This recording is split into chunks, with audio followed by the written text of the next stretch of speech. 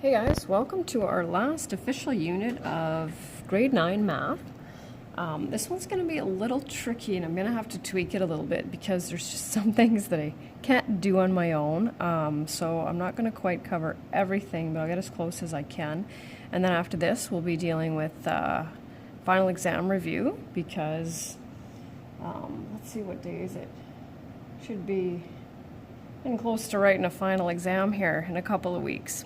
However, I'm still planning on giving you all the review assignments and things like that, just to refresh some things, because that's what we need to do in math, just continually review some concepts. So bear with me, this one's going to be a little bit long, and some students I know are going to really struggle with this. This is kind of one of those things where it's possible that there's more than one correct answer as long as you're able to justify it, so I'll say that. And it's definitely a little bit different thinking. For a few days, there's not going to be any calculations, right? I call this English math, so you're going to be writing me some things. So statistics is the branch of mathematics that studies collecting and analyzing of data. And normally there's lots of things that we can discuss, but it doesn't work if I just talk to you about it. So we need that second piece. And at this point, I don't think it's necessary to do anything, like a meeting where we can get together. However, if you would like that, just let me know and I'll see if I can set something up. So when it comes to collecting data, of course, there can be many problems with it. And we have to look at statistics, realizing that when the data was collected, there could be some factors that contribute to some inaccurate data, right? So your job will be to read a situation and choose one of 8 problems, explain why that would be a problem, and then offer a way to fix it. So bear with me because I have a feeling this is usually one that takes me like 60 minutes when I'm teaching it, so I'm going to try to condense it here. So the first one is bias, and bias means that the way that the question is worded indicates the person's opinion. And so most of those, I would say, just to make it easy, because this is something that you'll see in Foundations 20, but just to try to make it as easy as possible, they often will start with "don't you think?" And of course, if we want to look for people's honest opinions, right, we don't want to start it with that. So that's the easiest way I can make that. Use of language can be a tricky one. I've done surveys. I usually tell a few stories from way back when, but I remember doing one where it was a political survey, and I was probably in my could have been mid-20s, I don't know, and I did not understand many of the questions, and I asked for a few of them if she could, reword them, and I still didn't get it. So to be honest with you, I was making up numbers. I think it was one of those 1 to 5 things where, 5 you agreed, 1 you decided with, 3. Like, I had no idea what I was doing. I should have just said I'm not able to answer this. The way that's worded too, with double negatives, those kinds of things where you get really confused, like they're just, and I've done that too, right? As teachers, we do that sometimes. I've looked at, it was a grade 10 one, and it was fairly recently, I want to say within a couple of years, and I remember students were struggling with it, and I remember looking at it, I don't know if I was translating it or what, and I read the instructions, and they were horrible. I try to be as clear as possible, and so after I switched them up a little bit, I don't even know what happened. It got a lot better. So for that, I'm going to say some examples or just unknown vocabulary. So if you've ever done a survey online, and you're not able to ask, let's say, about that, vocabulary, double negative. Sometimes they're vague too, right? Like sometimes you might look at a question and just no idea, right? The timing, and so there's also time, okay?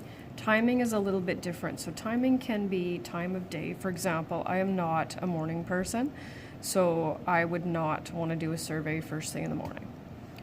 There's a reason why I post stuff closer to 10 than, let's say, 8:30. I can get up, but it takes me a while and 1 cup of coffee to wake up. That can also be the time of year too, and we'll talk about things like that. So when the data, are collected. I mean, if I asked you guys, I'm just going to say this one because it's so obvious, about your school spirit right now, like clearly it would be at an all-time low. Well, I haven't been here for a long time, right? So, time of day. And time of year, I'm just going to say. So sometimes I don't write the same thing that's in the completed notes because they're from last year. But anyway. So next one is privacy. And, you know, we're not doing a lot of shopping right now, but I've been to places where I've, you know, purchased a couple of t-shirts and, you know, what's your postal code or, you know, what's your address? They just want you in the system. And I'm kind of one of those, you know, people where it's like, no, I don't want your emails and I don't want that stuff. You guys are growing up in a different generation where you're probably quite used to that. And some people are just more comfortable with it. So, you know, with that being said, that's, of course, your choice. But you also have to watch out because some people are going to be looking for, you know, I mean, there's obviously lots of scams out there. And so you have to just be careful with what you want to give out. Cultural sensitivity, those have a lot to do with, you know, for example, cultures that don't celebrate Christmas or Easter, things like that. And I don't focus too much on that, but obviously that's a possibility of being an issue. So some cultures have embraced some of our celebrations. Celebrate.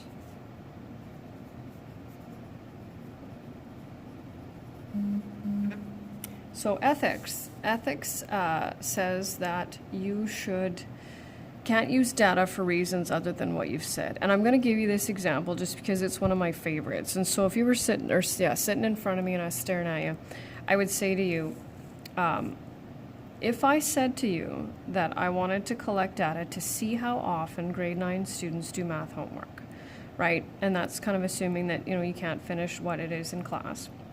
And I told you I just wanted to see I have some data on that so that I could decide if maybe I needed to speed up my lessons a little bit, make sure I include all the answers so we're not correcting things together, you know, and then I would say to you, okay, put up your hand if you complete your homework like regularly. And then I'd tell you to put your hands down. And then I said, well, what if I would have you fill out a little survey. Yeah. Do you do your homework, et cetera, et cetera. And then I said, what if I took that survey and sent it to your parents? Like, email it to your parents. And there's usually a couple of kids whose eyes get really wide and they're like, oh, I'd be in so much trouble. And some will say, like, my parents don't care. But I told you I was just going to use it for my own organization of the lessons, but I tattled, right? I ratted you out. Well, that's not good, right? I can't do that anyway, but I wouldn't do that. So, what did I write? I think homework habits, right? Tattling on you for not doing your work. And I mean, we know that homework does have some value, right? Practicing skills, but I guess we don't need to get into that. Call it tattling, ratting you out. Cost, and that kind of has to deal with, you know, self-addressed stamped envelopes. I know if I go back 10, 20 years, I used to get way more things in the mail where they'd want me to, you know, circle the products that I was using and I would send it back. It was a self-addressed stamped envelope, which means it was paid for. And then if I did that, they'd send me some coupons, things like that. You know, if you're going to have people phone to collect data, well, they obviously need to be paid, right? So we have to just watch out for that. Cost of stamps.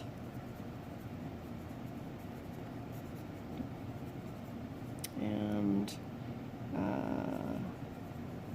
it's a telephone operator. And then length of time, right? So I know if you've ever done those Tell Them From Me surveys, and I know you haven't done one at Central yet, but those can be very time consuming, right? I like the ones that give you that little bar at the top that indicates, you know, you're 30% finished, et cetera, et cetera. Those ones are insanely repetitive, and we always had a discussion about those and the accuracy of those, right? And what it meant to, you know, like when you give us inaccurate data, because we take that, right? We take that data and we try to do something from it. So the one that I usually give is Tell Them From Me. Too long equals not good. You knew that already. Actually, I'm doing okay for time because, like I said, this is seriously like a 60-minute lesson for me usually. So that's good. So I'm going to read these to you because I know you can't see them, but I've attached the completed notes so you can also follow along with me on that one. So it says, for each survey question, explain why a problem may occur and the effect it would have on the results. Suggest how to avoid each problem. And before I continue, I cannot say do not collect the data because the data needs to be collected. That's not a, right? That's not an option. So a survey is conducted to find out the level of school spirit. Students are polled about their level of school spirit after the basketball team wins the championship. And that was perfect for a year ago because we did win provincials. I was there. It was awesome. But this time of year, right, basketball's over. And so it's a little bit different. But if we ask right after the basketball team wins that championship, what could that show about our level of school spirit?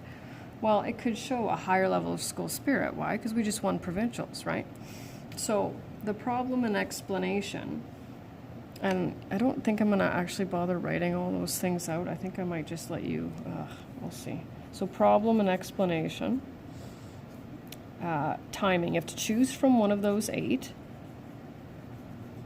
Timing.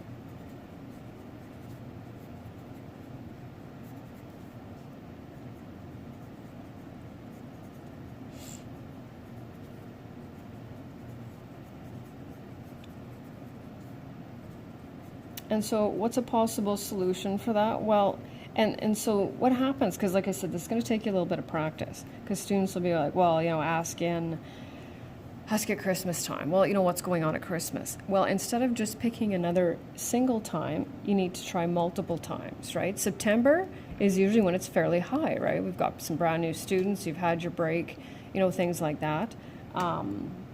So conduct the survey multiple times. Right, when it's colder outside, like there's all kinds of things that will affect it, but multiple times to be able to get more of an accurate picture. The second one, John wants to find out if there's a relationship between household income and how much people spend on Christmas presents. Now, here's an example. I think with most of them there are 2, and there could be more, but it all depends on how you justify it. So just want to stress that, and I really don't, you won't be writing a quiz, so it's going to be a little tricky for me to do that. As soon as I see household income, right, if you said to me how much money do you make, do you think I'm going to tell you that? No. Okay, so there's privacy with that, so you could say privacy because, right, many people may not want to disclose their income. And how much people spend on Christmas presents. Well, here's a holiday, right? And we already talked about how not everybody celebrates Christmas. So you could say cultural sensitivity, as not everybody celebrates Christmas. But then your solution has to reflect that. And I think I usually focus on the privacy one. But like I said, this is where I have to be a little bit more flexible, not looking for a single right answer. Privacy.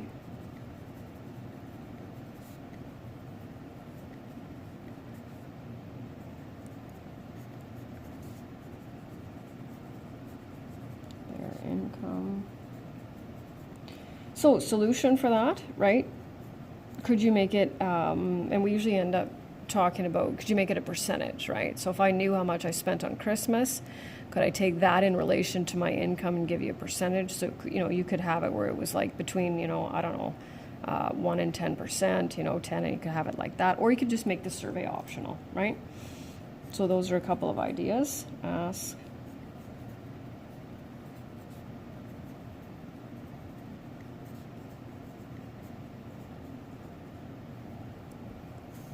A survey is conducted to find out if citizens think the local government should provide more money for youth activities. The question asked was, would you support an increase in taxes to create more skate parks? So it's super important, even with these the ones that we're doing together, to just start thinking about, okay, here are my 8 problems. What's one of them? And don't focus on my answers either. So if you have any questions when you're working on the assignment, just say, this is what right? You can totally ask me, this is what I said. Would this be good? When we look at this, usually we end up kind of saying, well, it says youth activities up here, but then it's insanely specific with skate parks, right? So I might look at that and say, well, I don't have any kids that, skate, but I definitely would support youth activities. So would we say, we often will say it's use of language because it's too specific.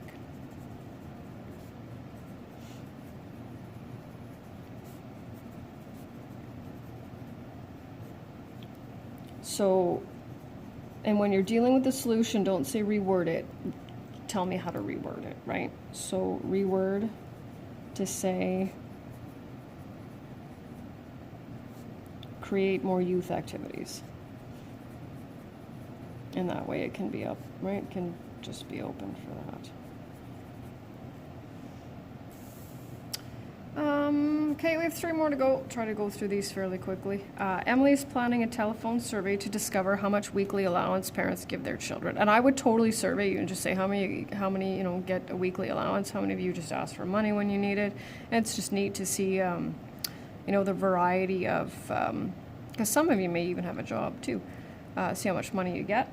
But of course, that's if you're comfortable with that. So this could be a privacy one. However, there's also, and I'll stress right now too, don't add to the scenario. The scenario's right there. Don't say, well, what if, okay? Because that's where you can get yourself into big trouble. Because I would say, like, it's not in there. So for this one, we will often say that it's time because phone conversations can take quite a while, right?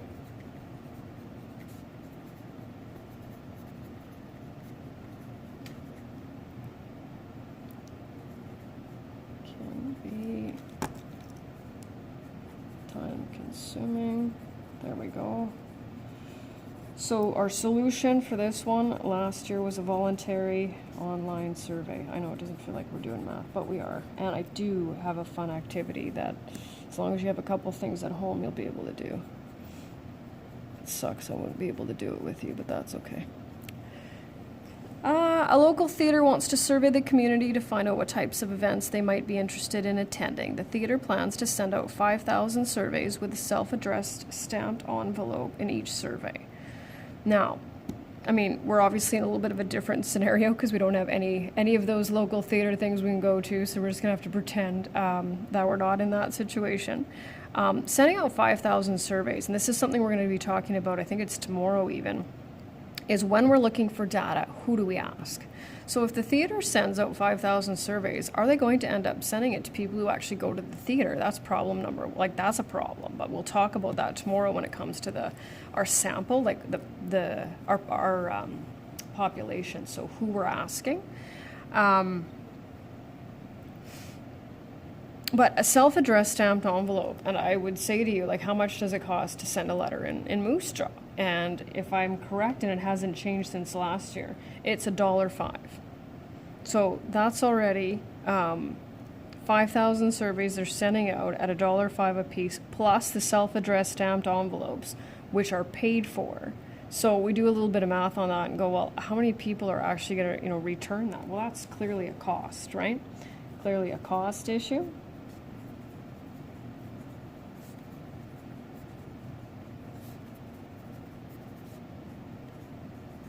So they're each $1.05. Solution. Can tell by this point, usually in the lesson, I'm exhausted. I'm doing okay though. Online survey is all I have, right? And the last one, don't you think people who don't walk their dogs at least once a day are being cruel to their dogs? I am allergic to pets. I've never had a pet. I think we had a pet, what the heck was it, like a gecko once for a couple of weeks? I'm not kidding you. And so I honestly have no idea. And I would say to you, like, is it okay? Or is it, and there's always different opinions because some students will say, well, it depends on the type of dog. Mine needs to be walked twice a day. Mine doesn't, mine can just go in the backyard, et cetera, et cetera. So we usually get into a little bit of a discussion of that. But this is, first of all, this you could say is use of language because there's 2 don'ts in there and double negatives drive me crazy. Because, you think, well, how do I answer that? Don't you think... And the word cruel is in there. Well, that's clearly indication that whoever's asking this survey, which is not me, think that it is, right? So no good. So problem and explanation. So I've said both with this one, right? So bias, because you've got the cruel in there, or use of language. And I'm reading because I know you can't see it, so I apologize for that because normally I don't like to read to students, but I know you can't see everything. Double don't. So the solution is, okay, we want to reword this, right? And we want to make it so that it doesn't give that indication. So we came up with last year was how many times per day do you walk your dog? Oh shoot. Okay, I'm gonna erase that. How many times per day do you walk your dog?